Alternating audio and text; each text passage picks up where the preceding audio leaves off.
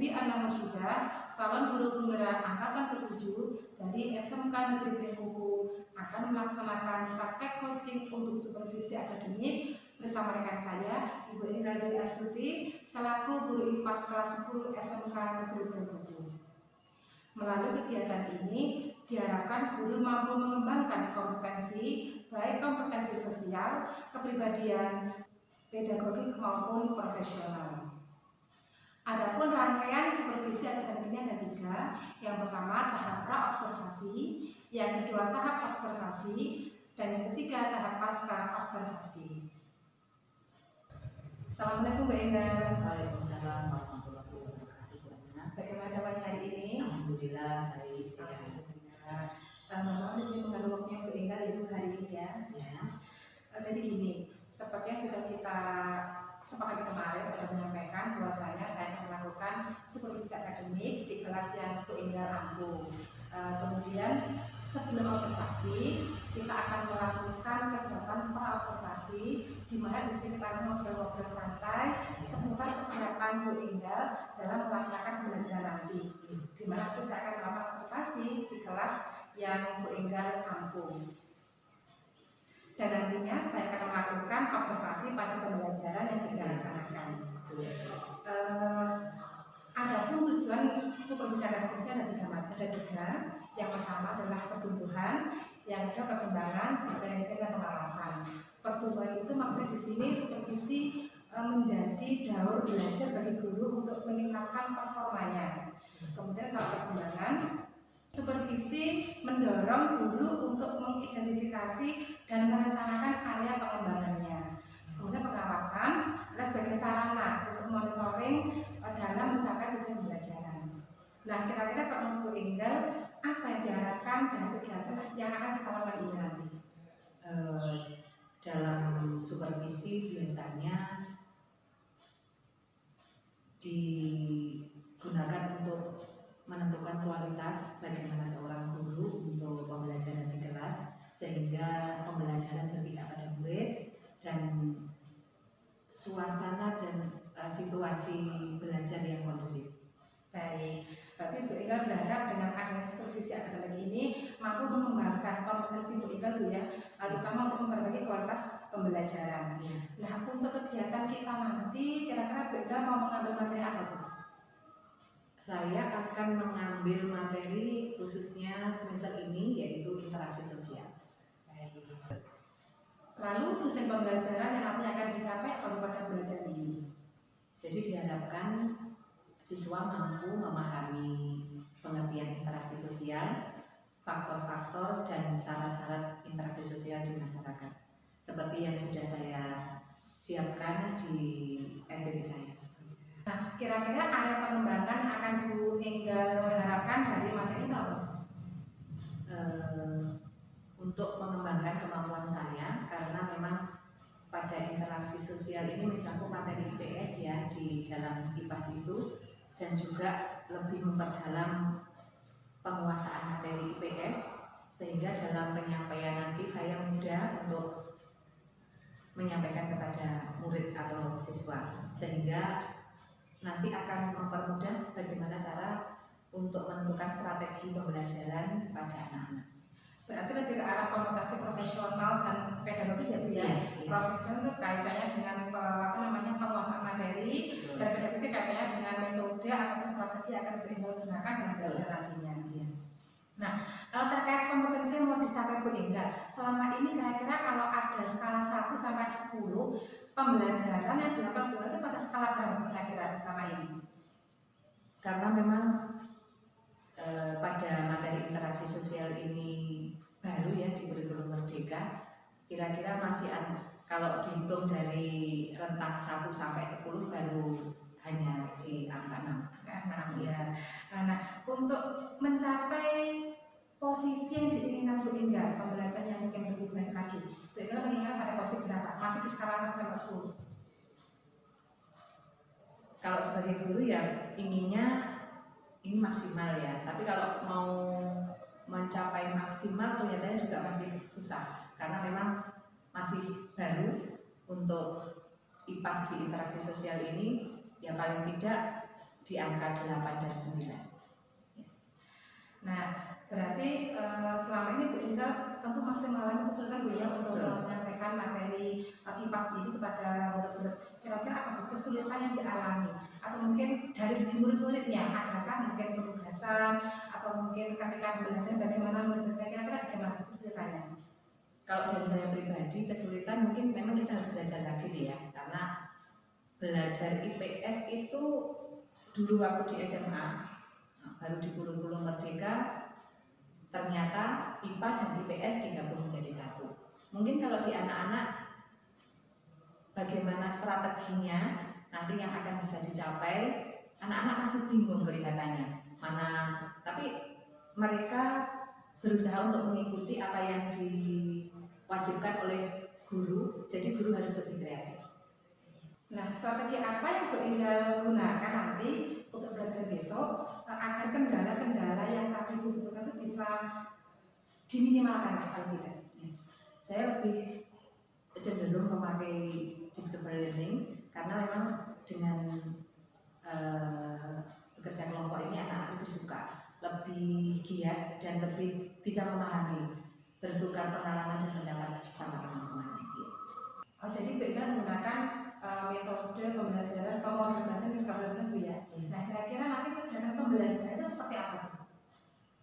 Kegiatan pembelajaran diawali dengan persepsi, yaitu memberikan materi, menerangkan kepada siswa, terus kemudian nanti akan kita bagi menjadi beberapa kelompok, dan saya juga menyiapkan LKPD Bu Diana, seperti ini LKPD-nya yang nanti akan dipakai untuk anak-anak. Juga saya beri keleluasaan untuk mencari materi lewat Google biar anak-anak menambah wawasan mereka lewat pengetahuan-pengetahuan selain dari buku paket IPAS. Kemudian dilanjutkan dengan mempresentasikan hasil dari kerja kelompok mereka, LKPD, dan nanti anak-anak akan bertukar pendapat, akan terjadi diskusi yang menyenangkan, yang ini membuat suasana kelas menjadi hidup. Untuk penilaian itu bagaimana sistemnya Bu? Ya, untuk penilaian itu ada 3, yaitu meliputi dari penilaian sikap, pengetahuan, dan keterampilan. Penilaian sikap kita dapatkan dari bagaimana cara mereka berdiskusi, menyampaikan pendapat dan gagasan dari masalah yang dipecahkan. Terus kemudian dari pengetahuan didapatkan dari hasil post-test, kemudian keterampilan bagaimana mereka memecahkan masalah itu dari diskusi-diskusi yang dijalankan di kelas tersebut. Berarti sudah benar sekali Bu ya untuk penilaiannya yang LKPD ada, LKPD juga sudah ada, penilaian juga sudah ada. Nah, kira-kira Bu, masih adakah persiapan yang belum selesai atau mungkin masih kurang lengkap begitu? Rencananya nanti juga akan saya tambah dengan gambar-gambar dan video ya, yang mungkin ini akan lebih menarik anak-anak. Biasanya anak-anak kalau hanya materi dengan diterangkan itu kurang menarik, tapi mungkin diperdalam dengan melihat video ataupun mungkin gambar, itu akan lebih menarik bagi anak-anak. Baik, kira-kira kapan Bu Ingal akan menyusun atau melengkapi kekurangan ini nanti? Insya Allah segera, mungkin dalam 1 hari ke depan sudah akan saya siapkan. Baik. Nah, untuk melengkapi atau menyusun rencana belajar yang mungkin akan maksimal, kira-kira Bu Ingal butuh dukungan siapa? Kira-kira siapa? Dari rekan kerja ini sesama guru IPAS, ada Bu Ida Primalinda yang akan bersharing untuk tampilan-tampilan gambar dan video tersebut. Baik Bu Ingal, mungkin saja untuk observasi. Insya Allah kita ketemu lagi pada pelaksanaan observasi hari Senin di kelas 10 di PP 1 jam ke-4 sampai jam ke-6 Bu ya. Dan kita juga mohon izin untuk mencatat kegiatan pembelajaran yang Bu Ingal lakukan. Mudah-mudahan kegiatan observasi juga berjalan dengan lancar. Apa yang sudah direncanakan Bu Ingal, strategi, kemudian penilaian, semuanya dapat dicapai dengan maksimal. Dan nanti setelah observasi kita juga akan modul-modul lagi Bu untuk merefleksikan hasil pembelajaran yang telah dilaksanakan pada saat observasi, juga termasuk rencana tindak lanjut ataupun pengembangan yang akan dilakukan oleh pimpinan pada nanti. Baik, sekali lagi saya terima kasih atas waktu yang telah diluangkan Bu Enda untuk saya. Untuk bisa kita akhiri kegiatan pra-observasi ini. Semoga semua rangkaian kegiatan ini berjalan dengan lancar. Sekian, Assalamualaikum warahmatullahi wabarakatuh. Waalaikumsalam. Kita belajar Pancasila, kita bernafas dalam sila-silanya. Kita belajar Pancasila, ayo kita jaga untuk Indonesia. Assalamualaikum warahmatullahi wabarakatuh. Waalaikumsalam warahmatullahi wabarakatuh. Silakan ketua kelas untuk memimpin berdoa dulu. Siap, Kak. Sebelum mulai pembelajaran pada pagi ini, mari kita berdoa terlebih dahulu. Berdoa mulai.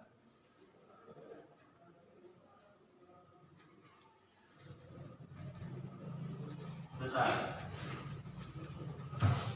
Terima kasih anak-anak. Gimana kabarnya anak-anak pada hari ini? Alhamdulillah dalam keadaan baik dan sehat ya. Hari ini Nihir, ada yang tidak masuk? Cindy, satu orang ya, saya ajak dulu. Cindy sakit apa? Oh, sakit panas. Cindy sakit.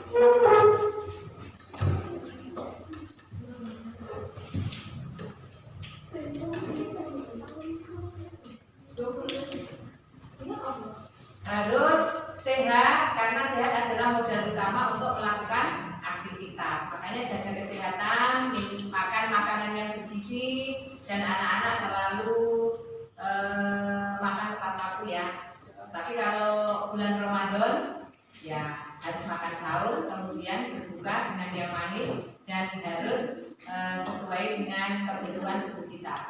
Makanan yang bergizi. Anak-anak, untuk hari ini kita lanjutkan materi kita yang kemarin untuk modul ke-6, yaitu kita masuk pada submateri interaksi sosial.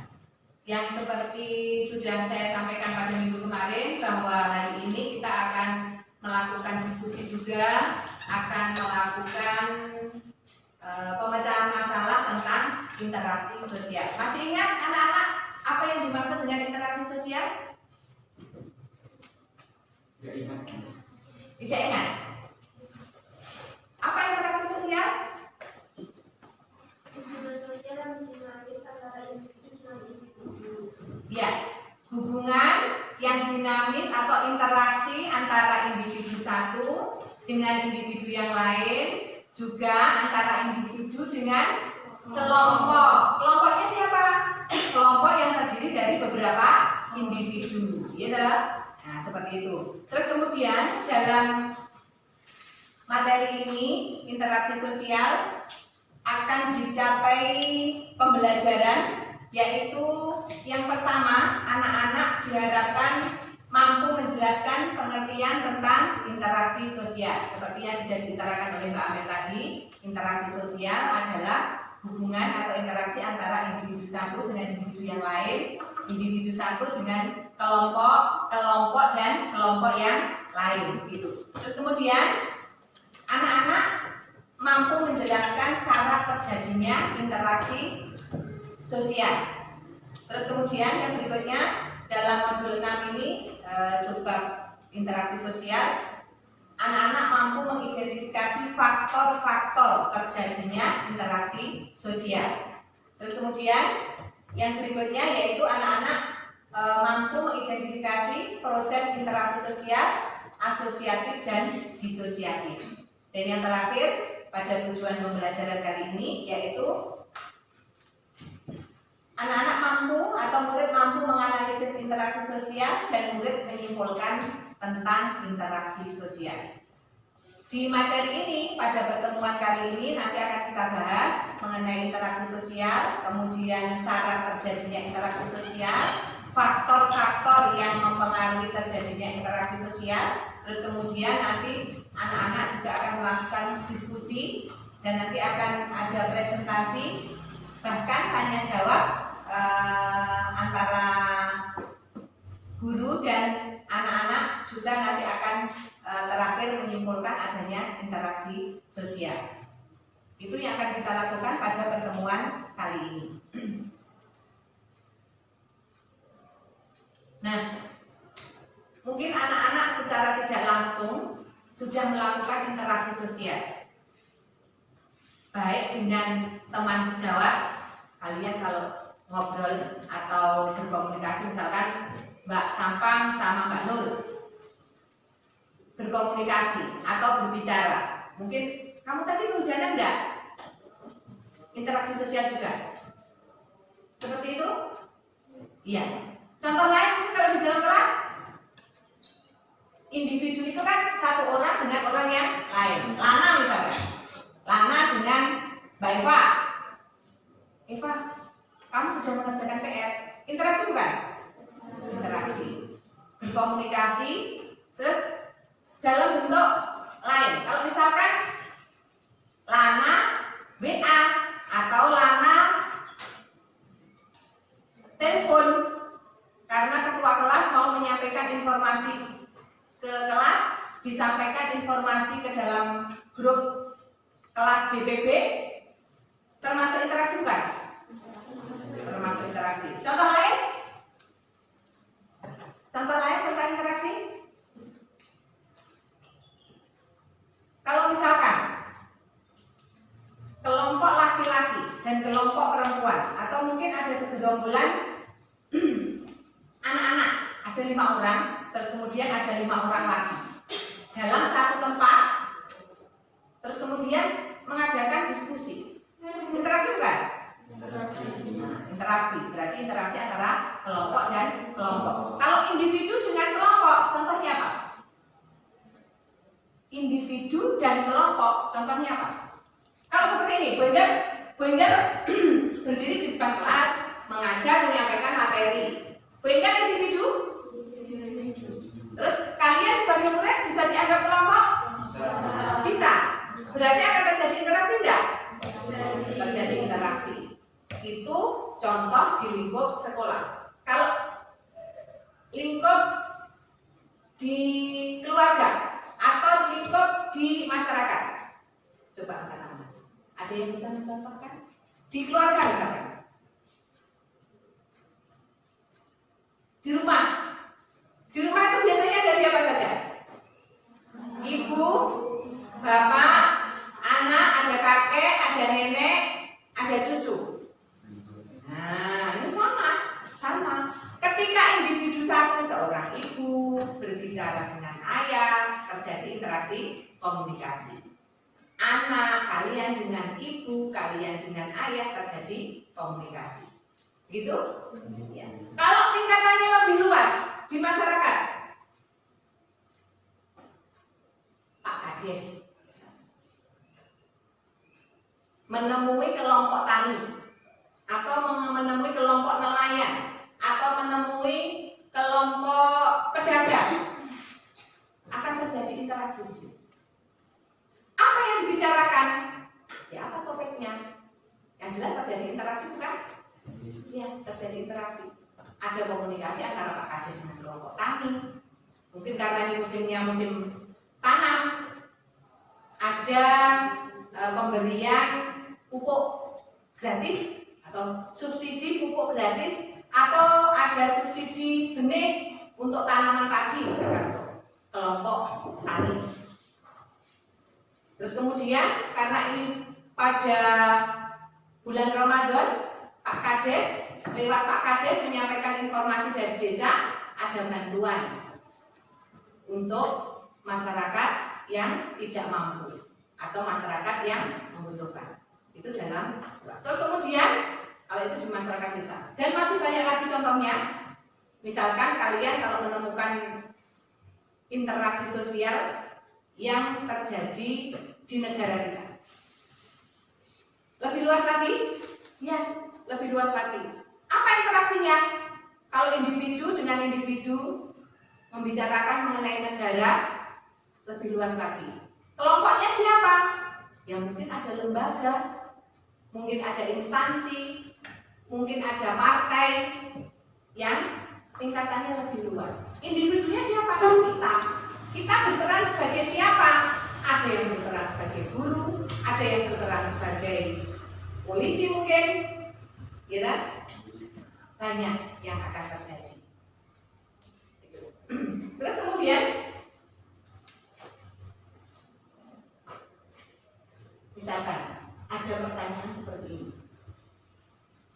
Adakah di antara kalian yang tidak pernah berinteraksi sosial? Tidak. Kenapa? Ya, Lana? Kenapa? Kenapa tidak pernah berinteraksi sosial? Karena teman-teman mungkin Kurang teman? Ada yang lain? nggak berani mengajak interaksi. Tidak berani mengajak berinteraksi. Adakah di antara kalian yang tidak pernah berinteraksi sosial? Tidak. Semua tadi mengatakan tidak ya. Berarti semua melakukan interaksi sosial. Kenapa? Ya karena kita sebagai makhluk sosial tidak bisa hidup sendiri.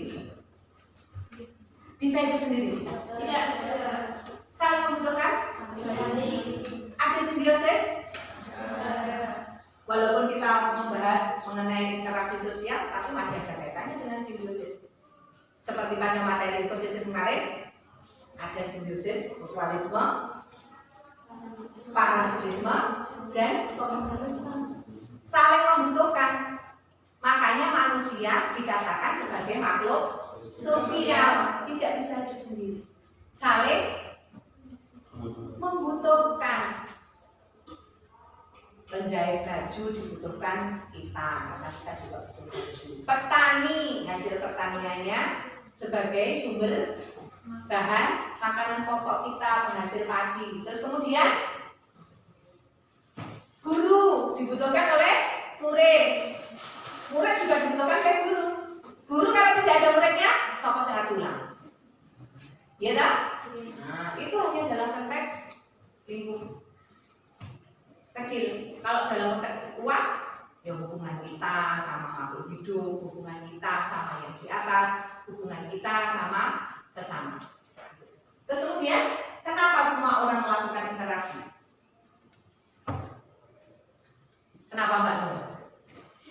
Kenapa kita harus melakukan interaksi? Kenapa? Kenapa kita harus melakukan interaksi? Apakah kita cukup hanya diam? Tidak. Lek diam baik, terus apa yang akan kita dapatkan? Kamu pagi hari berangkat ke sekolah, menuju sekolah, interaksi enggak? Untuk mendapatkan apa? Ilmu. Terus kemudian sebutkan contoh interaksi sosial yang kalian lakukan. Tadi sudah ya, dicontohkan ya, berkomunikasi, terus kemudian kirim pesan lewat WA, terus telepon, terus karena nanti ada komunikasi langsung dan komunikasi tidak langsung, ada primer, ada sekunder. Sampai di sini ada yang ditanyakan tentang interaksi sosial? Sebelum dilanjut lagi, silakan. Tidak ya? Kalau tidak saya lanjutkan. Nah, ini ada contoh interaksi sosial di masyarakat, di sekolah. Mungkin ada yang bisa membaca dari gambar ini? Ada yang bisa membaca dari gambar ini? Karena di interaksi sosial itu ada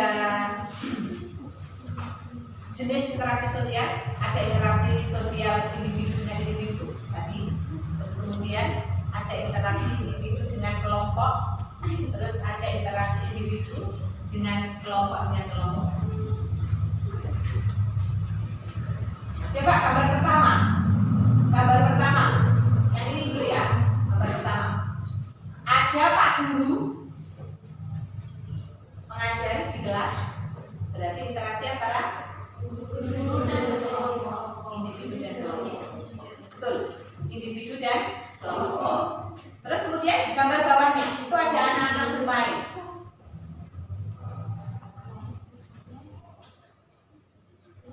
Interaksi individu dengan individu, ya, individu dengan individu. Di situ digambarkan ada mereka main apa ya itu? Seperti menyusun balok. Menyusun balok itu sebenarnya kan melatih apa? Selain keterampilan, kecerdasan juga.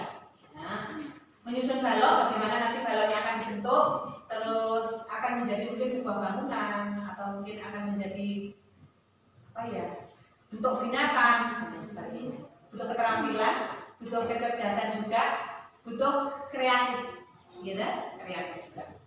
Berarti ini interaksi antara individu dan individu. Kemudian kita ke gambar yang tengah. Di situ ada gambar tarik gambar.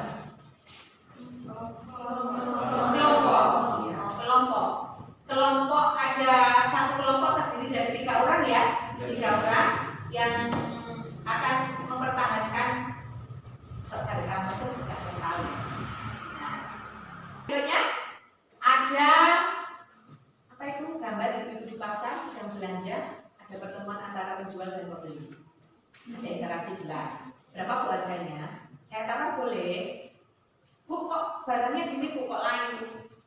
Bu saya pilihkan yang segar-segar. Di situ kelihatan ada sayur-sayur yang segar. Atau mungkin bu harga lombok sudah turun ini bu, 1 kilo sudah bisa 30.000 per hari ini. Nyata ini 35.000. Kalau kemarin kan berapa? 80.000 ya harga lombok. Terus kemudian bisa dikatakan interaksi antara siapa dengan siapa? Individu dengan individu, karena dilakukan antara penjual dan pembeli. Nah, dari contoh interaksi sosial ini, gambar-gambar yang sudah disajikan, anak-anak sudah paham tentang interaksi sosial, sudah bisa membedakan, interaksi sosial antara individu satu dengan individu yang lain, individu satu dengan kelompok, kelompok dengan kelompok. Sampai di sini ada pertanyaan? Lanjut berarti? Oke. Ini ada identifikasi masalah. Yang pertama, apa pengertian interaksi sosial? Ini untuk lebih memperdalam pengetahuan kalian. Terus kemudian apa saja syarat terjadinya interaksi sosial? Terus kemudian yang ketiga, faktor-faktor apa saja yang mempengaruhi terjadinya interaksi sosial? Ini ada LKPD, interaksi sosial. Nanti silakan dikerjakan. Kita bagi 4 kelompok 5-5 dari. Nah, akan saya bagikan ini untuk diisi untuk identifikasi masalah. Silakan mungkin bangkunya digabung, terus kita akan berdiskusi untuk interaksi sosial ini. Nah, untuk langkah berikutnya, karena sudah dibagi menjadi 4 kelompok, kita akan diskusikan tentang interaksi sosial atau masalah-masalah yang terjadi di interaksi sosial. Ini akan saya bagikan LKPD, silakan nanti dikerjakan dan didiskusikan ya, didiskusikan. Satu kelompok akan mendapatkan 1. Kita belajar Pancasila, kita bernafas dalam sila-silanya. Kita belajar Pancasila, ayo kita jaga untuk Indonesia. Bersatu dalam perbedaan, terpegang tangan dan berlari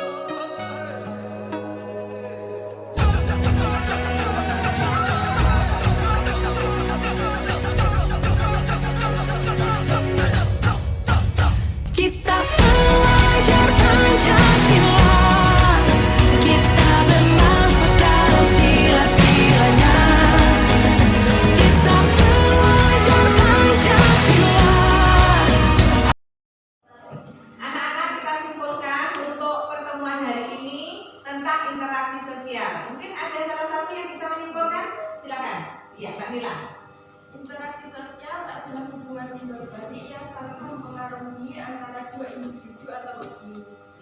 Kontak sosial merupakan suatu kontak antara satu pihak dan pihak lain yang saling berinteraksi baik primer maupun sekunder.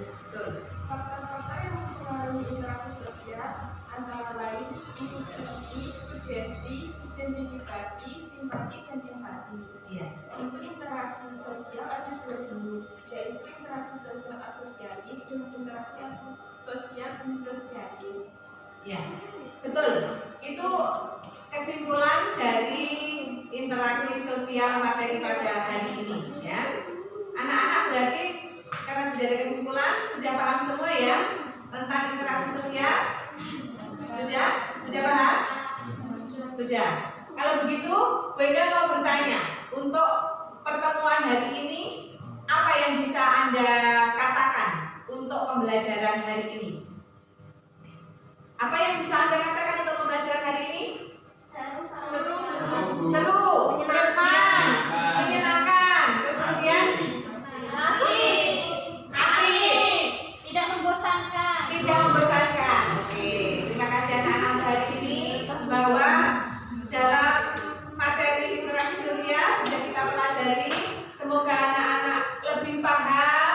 Tadi sudah ada diskusi kelompok, juga sudah ada presentasi, dan semoga di materi-materi berikutnya juga akan terjadi interaksi atau pembelajaran yang menyenangkan. Untuk hari ini saya cukupkan. Anak-anak ada pertanyaan? Tidak.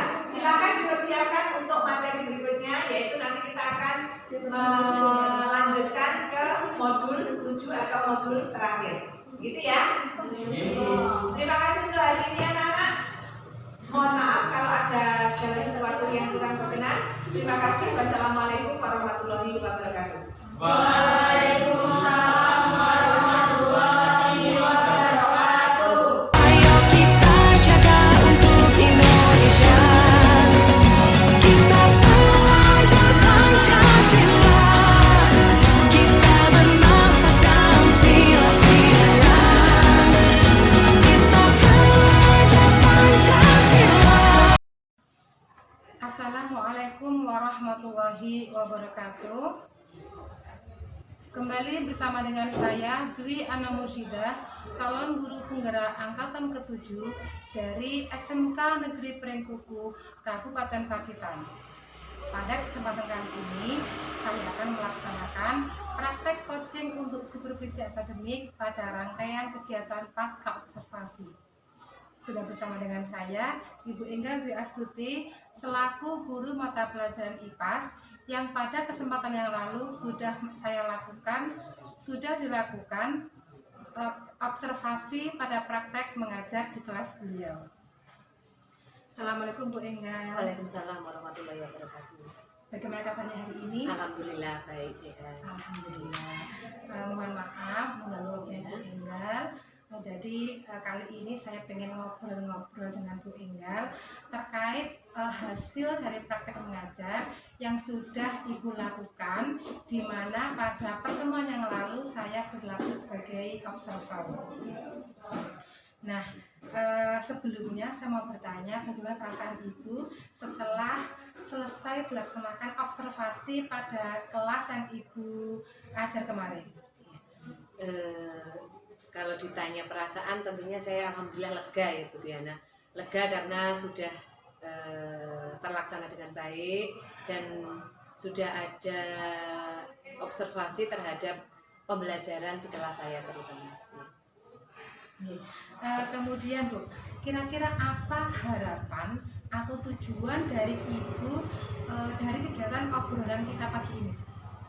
Tentunya saya berharap ada sharing terutama untuk meningkatkan mutu pembelajaran di kelas untuk mapel IPAS agar semua bisa berjalan dengan lancar dan sesuai dengan target yang saya inginkan. Berarti kita akan melakukan sharing ya tentang kegiatan pembelajaran di mana pada tahap observasi kemarin sudah dilakukan praktek sesuai dengan rencana pembelajaran yang sudah Ibu Enggal siapkan. Nah, pada praktek yang sudah Ibu laksanakan kemarin, ada beberapa hal yang akan saya tanyakan, atau lebih tepatnya kita merefleksikan Bu ya, praktek mengajar pada tahap observasi kemarin. Nah, yang pertama, apakah rencana pembelajaran yang sudah Ibu Enggal rancang kemarin itu sudah terlaksana secara maksimal Bu pada praktek Ibu kemarin? Sudah terlaksana, sudah berjalan sesuai dengan prosedur yang direncanakan, tetapi boleh dibilang mungkin masih ada beberapa kekurangan yang mungkin bisa diperbaiki, dan ini menjadikan satu pelajaran untuk saya juga untuk meningkatkan mutu pembelajaran. Mungkin nanti akan kita tambah karena mungkin dari segi metode masih kurang kemarin. Baik, pada pembelajaran kemarin kalau saya lihat sekilas itu memang sudah ada pembelajaran berdiferensiasi, Betul. tapi masih istilahnya Bu Enggal mencoba menerapkan pada diferensiasi produk Bu ya. Iya betul, diferensiasi produk. Iya. Nah, kemudian kalau untuk tujuan pembelajaran Bu, apakah sudah tercapai sesuai dengan yang Ibu harapkan kemarin? Tujuan pembelajaran sudah tercapai, sudah, maksudnya antara kolaborasi guru dan murid sudah terjadi, terus kemudian aspek-aspek yang dituntut dalam pembelajaran juga sudah terlaksana. Tapi dari beberapa mungkin alat peraga ataupun dari beberapa metode mungkin masih perlu perbaikan. Nah, kira-kira Bu dari praktek yang sudah Ibu laksanakan kemarin, apa hal baik yang sudah Ibu lakukan dan perlu untuk dipertahankan pada praktek pembelajaran kemarin? Selain sudah menggunakan metode diferensiasi, kami kemarin juga sudah menyiapkan beberapa alat penunjang ya, seperti LKPD sudah kita lakukan, sudah kita berikan kepada anak. Terus kemudian anak-anak juga sudah mengisinya, mengerjakannya dengan panduan saya. Terus kemudian juga ada PPT sebagai media pembelajaran, di mana saya juga menampilkan gambar-gambar, tetapi ini belum maksimal Bu Diana.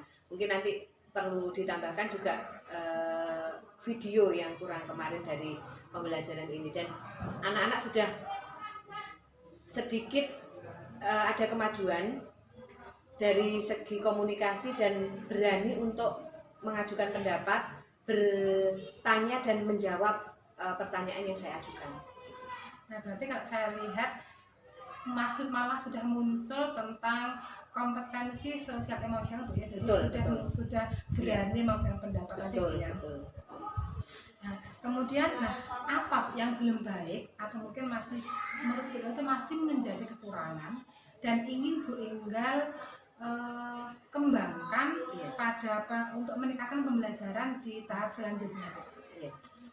Kemarin yang karena memang ini baru pertama kali diobservasi dan di kurikulum Merdeka ini kebetulan juga baru di semester pertama, mungkin nanti dari segi IT kita akan tambahkan gambar-gambar yang lebih menarik lagi, terus kemudian video. Mungkin kalau ada video terus menggambarkan sedikit cerita begitu, anak-anak mulai sudah ada gambaran untuk bisa merefleksikan apa yang mereka dapat dari ilmu tadi. Kemudian kalau terkait dengan pembelajaran berdiferensiasi produknya tadi Bu, gimana kemarin untuk anak kemarin? Apakah masih ada hambatan atau bagaimana? Kalau dari segi produk, karena kemarin kita menggunakan LKPD terus menggunakan kertas plano untuk mengerjakannya, mereka lumayan sigap, lumayan bisa menyesuaikan, kemudian hasilnya juga sudah lumayan bagus. Terkait diferensiasi produk yang diharapkan itu sudah tercapai belum? Apakah sudah ada yang bervariasi untuk tugas-tugas mereka di kemarin atau memang masih monoton meskipun Ibu sudah memberikan kebebasan? Masih sedikit monoton, belum ada variasi karena mereka dari kelompok satu ke kelompok lain itu saya lihat kelompok satu seperti itu, tapi untuk memvariasi dan menunjukkan ide gagasan yang lain itu masih kurang mereka, karena yaitu tadi mungkin baru pertama dan mereka menganggap besok bisa diulang kembali, besok bisa dilakukan kembali dengan kertas yang lain. Berarti Ibu dalam hal ini ingin mengembangkan pembelajaran berdiferensiasi Bu ya, ke depannya Bu ya. Betul. Nah, kemudian rencana Ibu untuk ke depannya mengembangkan diri agar pembelajaran itu lebih optimal itu apa? Kalau kemarin masih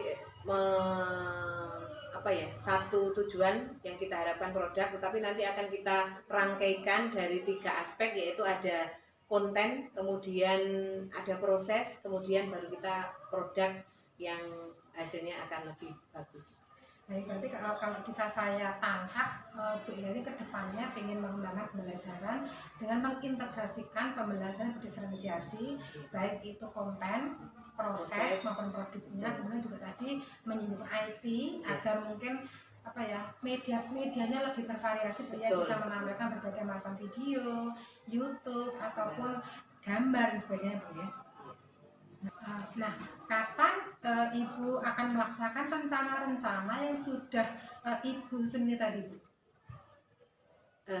Rencana 1-2 bulan harus sudah selesai untuk peningkatan. Tetapi mungkin kalau memang karena ini juga akan menjelang semesteran, mungkin semester depan baru kita bisa melaksanakan untuk pembaharuan atau perbaikan dari pembelajaran yang kemarin semester depan.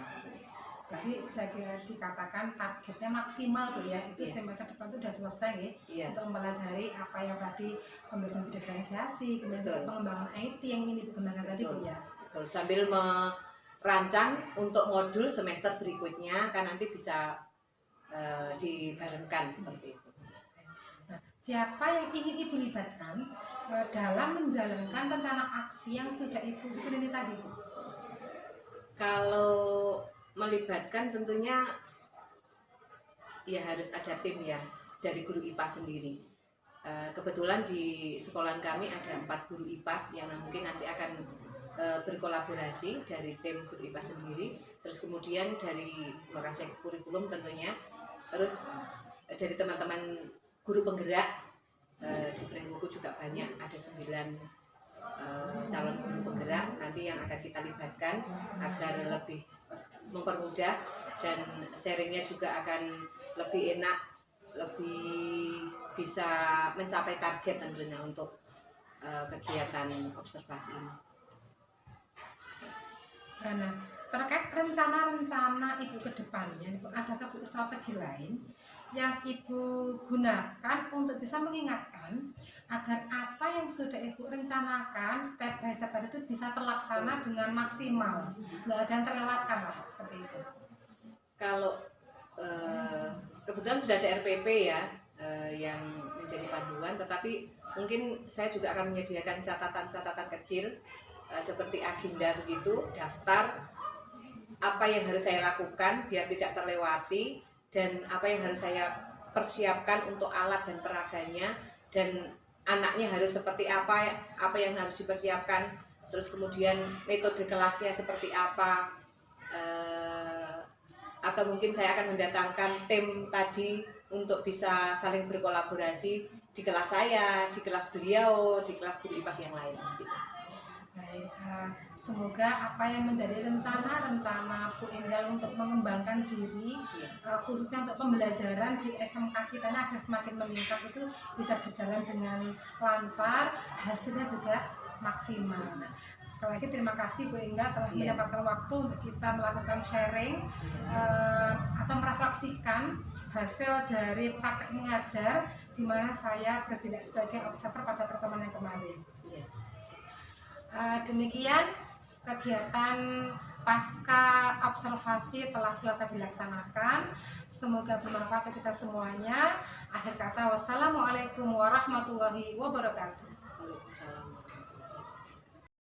Kita